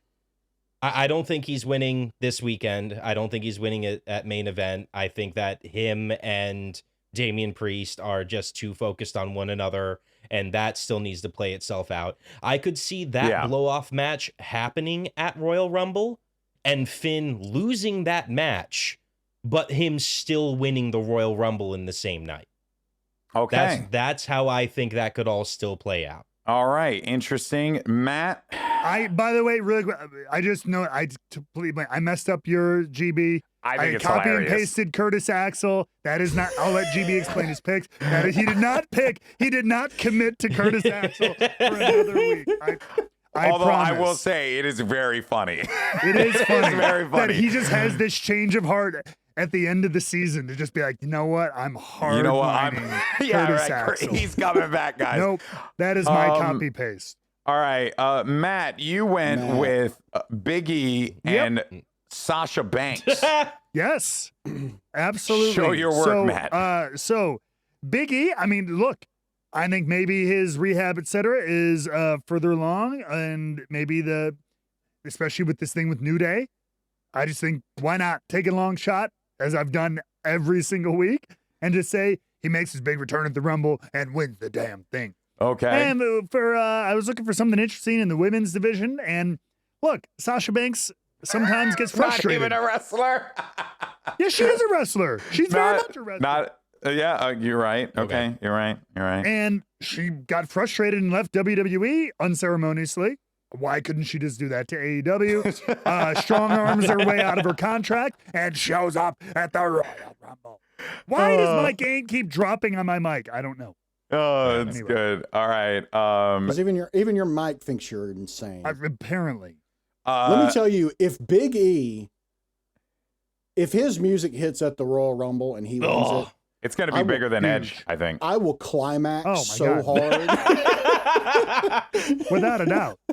I mean, Because Oh like with my Edge, God. it was like such a big moment, and we were all super amped about it. But like with Big E, it still feels very recent, and like all the news that has happened, the Players Tribune article, everything, the New Day storyline. Oh man, dude, Big E actually, Big E is a serious pick. You actually made a serious pick that I actually could see seriously happening. Jake, you went with. You committed. You going Kevin Owens? I told you, dude, I'm going Kevin Owens. I And want Naomi. Kevin Owens to win that. I really think he can, because like you said, we got all this shit with him and Cody and Randy Orton. There's too many variables, I think, going into Saturday for him to win. But my man will have his moment. Yeah. He shall have his day.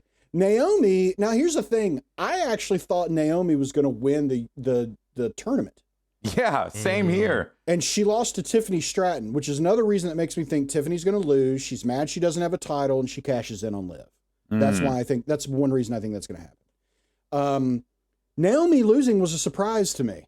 It was a genuine surprise to me. I actually had her, if I remember right, we were talking about, I had her as my favorite to win it. Yeah. And her losing was a big surprise. I think that she's somehow involved in Jade Cargill's injury, perchance. Yeah, she's definitely the main And suspect I in could that whodunit. I could see her turning heel, and I think that would be really interesting. And and it's a big moment for Naomi, and she deserves it. It's just, I don't know. Things on the Naomi front have been awful quiet. Yeah. And Too quiet. Too quiet. Too quiet. Yeah. So surely I'm she didn't just come back to like lose all the time. You know what I mean? Like there had to have been a plan there. I know it's a little outside of, what we talk about, but just thinking about it, it's like, then again, though, WWE is a good gig. So, there's also that you got to keep in mind, right? Good money. I had CM Punk, as a matter of fact, as my choice this week. CM Punk, Curtis Axel, same thing. Yeah, be CM original, mix it up. Yes, I was. I'm trying to zoom in here. Says the guy with 17 Kevin Owens on his. I know, right? Yeah. Although I do like the Curtis Axel pick. And then Dakota Kai, I just shot at the dark. I still, though, I don't know. I'm throwing names out there, but this one's not a confident one. I'll be honest with you guys. I mostly came off of the fact that you had that whole thing with PFC, and then she got like a big win, and I'm thinking she's like still in the tournament for the. She's IC still fighting title, for she's still fighting for it. So I don't know. I was like kind of thinking that could have been a possibility. I think Dakota. I like that pick. I think Dakota's getting a push. Yeah. I know. About time. I know that. Yeah, and I know not long ago she was just like, man, I just just use me. What can I do? I want to, give me my opportunity, and I think she's finally getting it. Yeah. And I hope she takes it and runs with it, man. Same. Yeah, we worked with her at G4. She was just so nice. She's like the nicest person. So I'm would like to see a good person get their moment. Because especially with her, because the injuries she's had with her knees and stuff, I know that must not feel nice, at all. So hopefully that As ends someone up. who's had 3 knee surgeries, it's Yeah. No, of course. It's a rough one. Well, there all you go. in high school. Oh my God. It's just back to back. I mean, at that point now, and here you are in your 30s, and I feel you. And I can tell you when it's going to rain. Yeah. And in LA, that's helpful. All right. Well, that of So my course. knee's never hurt out here. Let us know what your Royal Rumble predictions are. We'd love to hear from you. But that takes us to our last segment, and it is our Rebooked 24/7 Champion of the Week, where we name the person, place, or thing that made us the most happy while watching pro wrestling this week. Could be pro wrestling adjacent, could be not. Honestly, doesn't really matter at this point. I don't know I have lost track of who've won the awards. I don't know. Yeah, we never really kept track, did we? We never kept track. No, Unlike we the Royal Rumble naturally graphics, we never kept track. All right, so let's go for this here. Let me see. Who wants to go first? What are we thinking here for? I got one. You got one? I'll start off. Yeah, not too out of the wild. It just made me happy for personal reasons. So part of that incredible and heat-driven New Day segment, as my camera continues to freeze throughout this broadcast. It's all right. It and your mic are colluding. So, I know. I don't. There's a coup here. But as they, in another Lee Fitting-esque thing, they took the camera from the backstage segment, and Woods commandeered the camera as they made their way to the arena. But my 24/7 champion goes out to Stu, who is our camera number 6, got mentioned on air by Joe Tessitore. And it was just awesome because Stu is genuinely an awesome guy. He's the one who runs the main camera down the entryway when people are making their entrances. He was the guy who would do the running cam with John Cena and, and catch him as he's running to the ring and all that stuff. Stu is the man, and he's been there forever. And so to hear him, his camera number and his name dropped on there was a shoot cool name moment. and camera number. That was a big cool pop moment for me. That was a cool moment for sure. Yeah. You know what though?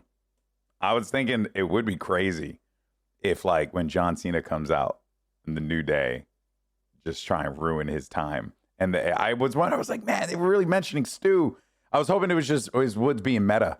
You know what I mean? It's probably Woods being meta as well. And then, but they like mentioned it. Joe mentioned it as well. Joe mentioned Stu.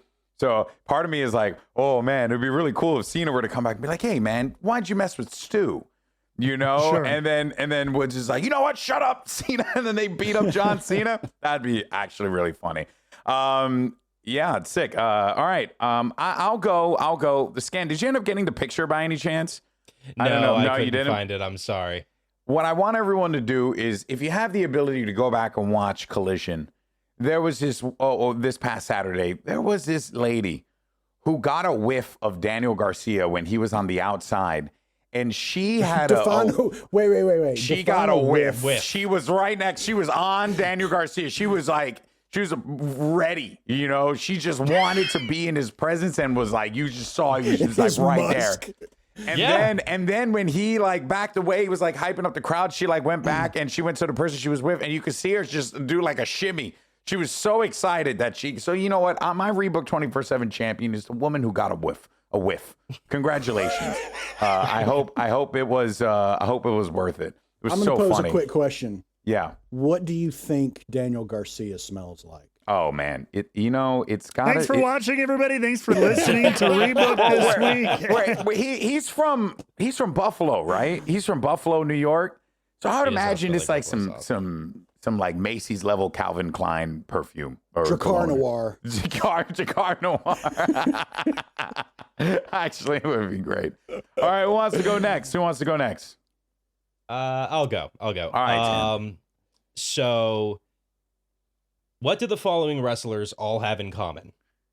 Oh, I didn't AJ know we were doing the Styles. trivia. I didn't know we were doing No, riddles. not yet. Yeah. So Carmelo Hayes, AJ Styles, Shinsuke Nakamura, The Miz, Drew McIntyre, Xavier Woods. A lot of names. What do they all have in common? Karrion Kross. Karrion Kross. Yeah, Karrion Kross has had a larger effect on the WWE landscape this year than any other wrestler. I like Every that. single person that he has had a major match with this year, and not just this year, going back into last year as well, they have all gone down a dark path. Every single one of them. Many of the most compelling stories happening in WWE right now all find their launching point on the rivalry that individual wrestler had with Karrion Kross. I don't think he's getting enough credit right now for his involvement in all of those things.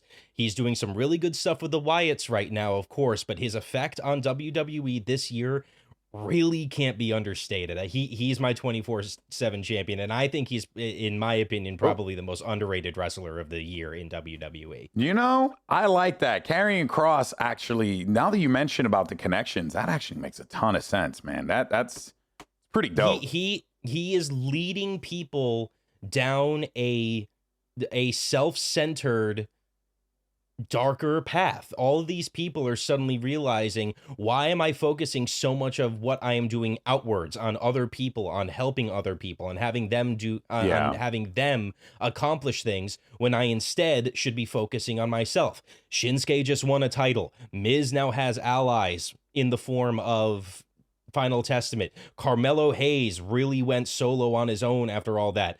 Drew McIntyre was voted on our YouTube Hater of the Year for WWE. Oh, yeah, if you look he at is. that poll we did, and it's all because of Kross. I like All that. of it. I like that. All right, Jake, go for it. Last one. Send us home. It is the season, gentlemen. It is the season for joy, for giving, for happiness. And this time of year, there's for me, there's really only one champion of this time of year. Oh, God. And that is the Little Debbie Christmas tree cake. Wait a minute. Are you talking about... Brother? Oh, are you talking about the cake I'm thinking you're talking about? Of course, yeah. Yes. He's Oh, got, he's going to get them right He's got now. him in the pantry. Oh, my gosh. Yes. Oh, yes. Hold on a Look at him second. go. This is the good shit right here. These are, They if are you don't good. know Damn it, I about... might get some today. I'm going to get some. I'm getting some today. Yep, he's got one right Yeah. there. Oh, yes. It is the greatest snack cake. I mean, and It's here's up the there. thing. Here's the thing. It's so good. Yeah. It's basically a zebra cake. Yeah. But I don't, with a little joy Yeah. mixed in there. I'm going to You go know? pick up some today for sure. 100%. Let me tell you, they are hard to find in Los Angeles. What? I went to grocery stores. I went to Targets. Finally, I found out that the Walmart 20 minutes from me had a pallet of them. So, and a box of 5 is only like $3. It's Look at that. economical. It'd almost be fiscally irresponsible for you to not Yeah. I get agree. these for Christmas. Rebooked brought Man. to you by The Little Debbie Christmas tree cakes. Little Debbie, hit us up. Yeah. Who are we giving it to? I gotta go, Little Debbie. gotta go, Little Debbie. I'm going, Little Deborah. Debbie. Big Deborah by now. Yeah. Big Deborah. Dude, Yeah, lady that- who that- got the whiff. that changed Karrion my whole Kross. mood today. Yeah, It we're really getting the did. whiff of Little Debbie. Yeah, yeah. And honestly, if And it smells Karrion like Christmas. Kross Yeah. ate a freaking Little Debbie Christmas tree, maybe he'd be happier. Oh, he'd be How way about that? happier. He'd be way Yeah, happier. maybe. And then Yeah. we all know that Stu has Well, him in with his Karrion cupboard. Kross. So at the end of the day, the Little Debbie Christmas tree, The you Little Debbie are Christmas tree our cake. Rebook 24/7 champion of the week. Congratulations. And honestly, I would go as far as to say one of the best ones we've ever had. Most delicious. Oh, yeah. Without a doubt. Without a doubt. All right. Well, that brings us to the end of our show. Scan, you had fun, man? Thanks for Absolutely, man. coming through, dude. It was a blast to have you. Obviously a longer episode. We have 4 people. We had a lot of stuff to fill. This is going to be our second to last episode of the year. We will have one next week, a special. where we're just going to be recapping some of our favorite storylines of the year. And then we're going to go on a little bit of a break because of the holidays and all that stuff. And then when we come back, Rebooked 2.0. I mean, I'm just making that up, but we're going to keep the show going. Obviously, there's going to be plenty more. So we thank you all so much for joining us. We thank Scan for joining us today. And of course, for being the guy who handles all of our shorts and a lot of our content on our YouTube. Scan and across all of our, what happened? All of our handle shorts. your shorts. He doesn't handle all of our shorts. The shorts Let's be content, clear. our shorts job content. description. But yeah, man, thank you for everything that you do. It was a pleasure to have you here. And we thank everyone for tuning into 50 episodes of this podcast. And we hope to continue to do 50, 100, 150, however many more. Thank you all so much. We'll catch you soon. See you next week and enjoy some pro wrestling. Peace. Later.